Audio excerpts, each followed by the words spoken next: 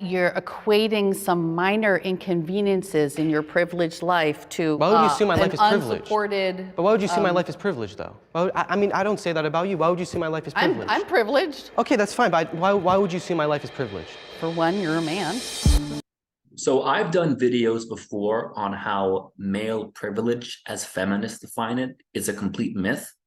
And I haven't done a Jubilee reaction video before, but I found this one just so annoying. I want to make a reaction to it and react to what this woman says about male privilege. The video in question was the liberal parents versus conservative teens. I'm not going to talk at all about the politics of it. I just want to address the part about male privilege and the argument that I hear feminists make very often that I just find, for lack of a better word, very stupid and poorly thought out.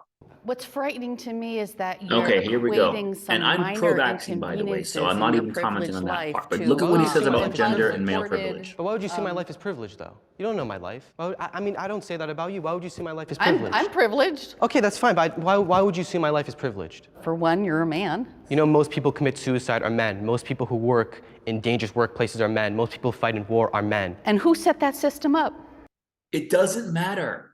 This doesn't matter. Feminists always make this point. Well, who set the system up? That doesn't affect at all any of the things that he was talking about. If a man is drafted and he dies in war, is he any less dead because the people that drafted him were male? Does he get resurrected and come back to life because the people in government that drafted him were male?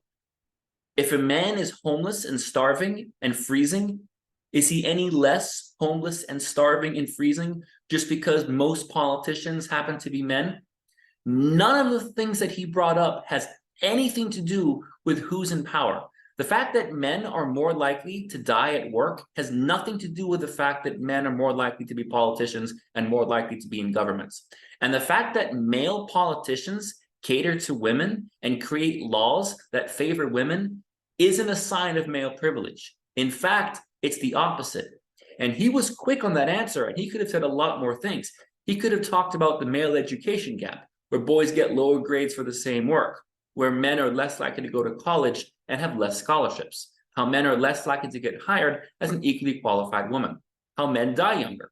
There are so many things you could talk about where men are disadvantaged. And to say that, well, men set up the system, so somehow that means that it doesn't count. No, that's actually proving his point even more. So male politicians set up a system that favor women. Male politicians cater to women. That's a sign of female privilege, not of male privilege. So feminists always make that argument, and it never makes the slightest bit of sense whatsoever.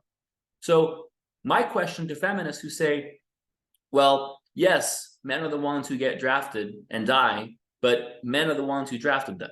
My question is, so what?